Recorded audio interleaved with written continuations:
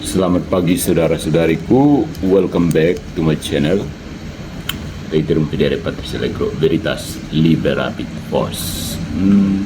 Atas permintaan rekan-rekan saya mau merekam temuan saya ketika setelah mendengarkan video terbaru dari Pendeta Deking Gadas yang terhormat, Reverendus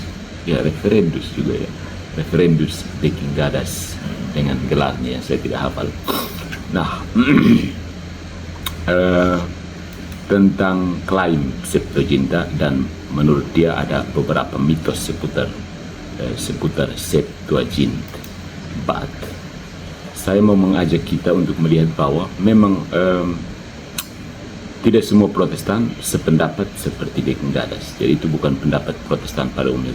Salah satu pendapat Protestan yang biasa pakai istilah saya itu baku naik, saling bertengkar, tumpang tindih. Ya. Jadi pada kesempatan ini mari kita lihat bahwa Deking Gadas sebenarnya tidak menyerang Katolik sih. Dia sedang menyerang sesama Protestan sendiri. Karena posisi Katolik transenden, melampaui yang pro Deki maupun yang kontra Deki. Jadi saya beri judul untuk pertemuan kita pagi ini, ketika sesama Protestan bertengkar atau baku naik soal Septuaginta. Antara mitos dari Bible CA, sebuah artikel apologetik dari Protestan sendiri tentang Septuaginta, dan kesalahan Deking Gadas sendiri sebagaimana yang kita bisa simak dari video terbarunya, dan fakta yang nyata. Jadi kita bisa melihat dua kubu ekstrim dalam Protestantisme saling klaim soal Septuaginta, atau biasanya ditulis dalam bahasa Latin LXX, itu angka Romawi untuk ke-70. Ya. Nah, Bible CA itu dengan judul The Septuagint, 10 Archaeological Proofs that the Septuagint Tanakh was translated by Jews before 150 before Christ BC. Ya, silakan bisa cari linknya. Semua Bible CA ini dengan gagah mengatakan semua 39 kitab Tanakh itu sudah diterjemahkan ke dalam bahasa Yunani sebelum 150 Masehi, sebelum Masehi. Tahun 150 sebelum Masehi, abad kedua sebelum Masehi. Sementara Deking Gadas dengan nada sinis menegaskan bahwa Septuaginta itu cuma Pentateuch. Semua yang kalian percaya soal LXX adalah mitos total. Jadi dia mengatakan bahwa banyak hal seputar Septuaginta itu mitos doang, karena itu sebenarnya cuma Pentateuch. Itu sumbernya dari VV 260, mitos-mitos populer di sekitar Septuaginta LXX, YouTube. Jadi pertanyaan siapa yang benar? Jawaban singkatnya, dua-duanya keliru. Jadi mari kita bahas kenapa saya berani mengatakan bahwa dua-duanya keliru. Ya, kita pakai data akademik mutakhir 2000-an ke atas atau ke bawah, ke atas. Dan spoiler alertnya, posisi Katolik justru lebih logis dan historis daripada kedua klaim Protestan ini. Yang pertama, mari kita lihat klaim dari Bible CA. Septuaginta lengkap sebelum 150 sebelum Masehi. Jadi Bible CA ini berteriak lantang melalui tulisan apologetiknya. Ada bukti arkeologis bahwa seluruh Tanakh, yaitu 39 kitab, sudah diterjemahkan ke Yunani sebelum 150 SM. Serius? Mana buktinya? Tidak ada satupun manuskrip lengkap perjanjian lama Yunani sebelum abad kedua Masehi. Abad kedua Masehi, ya. Bukti nyata hanyalah fragmen. Ada Papyrus Fouad 266, Deuteronomium dan Reland 458, dan beberapa bagian Mazmur. Kemudian kodeks penuh seperti Sinaiticus dan Vaticanus itu abad keempat Masehi, bukan 150 sebelum Masehi. Jadi kesimpulannya, klaim Bible CA ini fantasi apologetik, bukan fakta ilmiah. Konsensus sarjana seperti Toth, Jobes and Silva seperti ini. Penerjemahan perjanjian lama ke Yunani itu bertahap. Pentateuch dulu, ya, kurang lebih 250 sebelum Masehi. Kitab lain menyusul abad kedua sampai abad pertama sebelum Masehi. Dan tidak pernah ada bukti Septuaginta full set ya pada tahun 150 sebelum Masehi. Tidak ada bukti ada Septuaginta full set. Ya. Jadi Septuaginta sampai sini sebelum kita lanjutkan, Septuaginta itu sebenarnya tradisi penafsiran, bukan satu kitab full set, bukan itu yang dimaksudkan. Pegang itu dulu. Itu dari klaim dari Bible CA Protestan juga. Nah, mari kita lihat klaim Deki dalam video terbarunya. Septuaginta hanya Pentateuch. Nah, Deki ini menyerang balik. Septuaginta itu cuma Pentateuch. Klaim Septuaginta mencakup seluruh perjanjian lama adalah mitos. Ya, benar sebagian. Salah besar kalau dijadikan absolut, klaim yang absolut.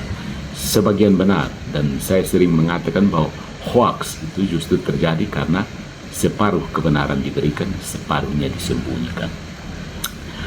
Ya, proyek awal dari Ptolemaios kedua itu memang hanya Pentateuch berdasarkan surat Aristeas. Oke. Tapi fakta teks melawan klaim yang absolut ini. Philo dan Josephus misalnya mengutip Yesaya, Mazmur, nabi-nabi kecil itu dalam bahasa Yunani.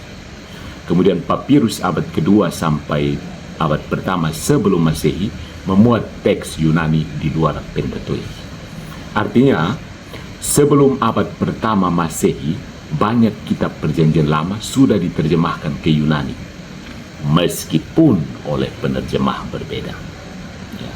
Jadi, klaim Deki itu sama dengan oversimplifikasi, terlalu penyederhanaan ekstrim. Seakan-akan seluruh dunia perjanjian lama Yunani itu nol, kecuali Pentateuch. Fakta justru berkata lain. Nah, pertanyaan yang berikutnya itu perjanjian baru itu mengutip dari mana? Bible CA mengatakan perjanjian baru mengutip Septuaginta. Sementara Deki mengatakan tidak mungkin karena Septuaginta cuma Pentateuch. Nah, kenyataannya perjanjian baru sering mengutip teks Yunani yang identik dengan tradisi Septuaginta. Contohnya dari Matius bab 1 ayat 23, itu mengutip Yesaya bab 7 ayat 14, kata Parthenos. Tetapi perjanjian baru juga mencerminkan variasi. Itulah sebabnya para sarjana modern lebih suka istilah Old Greek ketimbang Septuaginta yang dianggap terlalu sempit. Ya, karena sarjana modern lebih suka dengan istilah Old Greek. Jadi apa yang benar? Perjanjian baru menggunakan perjanjian lama Yunani yang sebagian besar selaras dengan Septuaginta, tapi bukan berarti selalu dari satu kitab Septuaginta tunggal. Kita harus buang mitos bahwa ada satu kitab seperti KJV asli begitu. Tidak. Septuaginta itu bukan satu kitab, tapi itu tradisi penafsiran. Nah, yang keempat, Apokrifa dan kanon. Soal Apokrifa dan kanon, Bible CA dan Deki Gadas sama-sama sepakat bahwa Apokrifa itu tidak ada dalam teks tersebut. Tapi mereka lupa satu hal yang mereka lupakan. Gereja Katolik tidak pernah mengklaim bahwa Septuaginta awal abad ketiga sebelum Masehi itu sudah memuat Tobit, Yudit, Sirak sebagai kanon tunggal. Yang diklaim oleh Gereja Katolik adalah tradisi liturgis gereja purba memelihara kitab-kitab ini dan manuskrip Kristen tertua Sinaiticus Vaticanus membuktikannya. Jadi yang diklaim gereja Katolik adalah tradisi liturgis gereja purba memelihara kitab-kitab tersebut. Dengan kata lain, argumen Katolik tidak runtuh oleh dongeng Bible CA atau retorika Deki Gadas. Dasar kami orang Katolik adalah tradisi apostolik, bukan mitos Septuaginta full set di abad ketiga sebelum Masehi. Situ bedanya ya. Nah, poin yang kelima, kesalahan fatal dari kedua Protestan ini. Bible CA mengabaikan bukti material, gulungan, bukan kodeks sebelum abad kedua Masehi. Jadi sebelum abad kedua itu yang terdiri dari gulungan-gulungan saja, bukan kodeks yang lengkap. Sementara Deki Gadas itu menolak istilah Septuaginta secara total dan mengira semua orang Katolik naif. Padahal pandangan akademik jauh lebih bernuansa. Keduanya, baik Bible CA maupun Deakin Gadas, menjual kepastian palsu. Satu, demi propaganda anti-Katolik, propaganda anti-Katolik dari Protestan. Yang satunya demi heroisme akademik di YouTube. Nah, fakta akademik yang bukan mitos, mari kita lihat. Septuaginta adalah tradisi penerjemahan, bukan satu volume statis. Ini penting. Sekali lagi, Septuaginta atau LXX itu, biasanya ditulis LXX, itu tradisi penerjemahan, bukan satu volume statis. Dimulai dengan Pentateuch pada tahun kira-kira tahun 250 sebelum Masehi. Lalu kitab lain menyusul sampai abad pertama sebelum Masehi. Perjanjian Baru mengutip teks Yunani, banyak yang konsisten dengan LXX Septuaginta. Apokrifa muncul dalam kodeks Kristen awal yang digunakan dalam ibadat, bukan karena mitos Oxford Press. Jadi posisi Katolik itu tegak berdiri di atas tradisi. Gereja Katolik tidak bermain di dongeng arkeologis atau gimmick logika sempit. Kita Gereja Katolik berdiri di atas tradisi suci. Penggunaan kitab-kitab ini dalam liturgi sejak abad pertama. Itu penggunaan kitab-kitab ini dalam liturgi sejak abad pertama. Kemudian Konsili Hippo tahun 393 dan Kartago 397 dan Trente 1546 mengafirmasi apa yang sudah dihidupi gereja selama berabad-abad. Jadi, siapa yang jual mitos? Bible CA dan Deakin Gadas. Siapa yang konsisten historis teologis? Gereja Katolik. Nah, mau tahu kebenarannya? Jangan berhenti di klaim murahan. Bible CA bikin Anda bermimpi ada Septuaginta full Tanakh sebelum 150 Masehi, sementara Deakin Gadas bikin Anda yakin bahwa Septuaginta cuma 5 kitab seumur hidup. Faktanya lebih rumit, lebih indah, dan berpihak pada gereja Katolik. Karena sejarah bukan milik propaganda, tapi milik tradisi. Ya. Nah, untuk Anda yang serius, kalau Anda mau baca, bukan cuma nonton Patrice Allegro berkuar-kuar di YouTube ini, silahkan baca dari Emanuel Toth. Dia kayaknya seorang scholar Yahudi ya.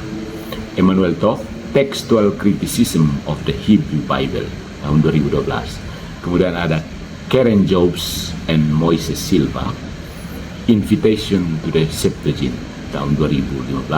Kemudian ada Martin Hengel, The Septuagint as Christian Scripture, tahun 2002. Dan yang keempat, Timothy Michael Lowe, When God Spoke Greek, tahun 2013. Ketika Tuhan berbicara bahasa Yunani. Keren ya, judulnya puitis tapi isinya kritis. Sampai jumpa.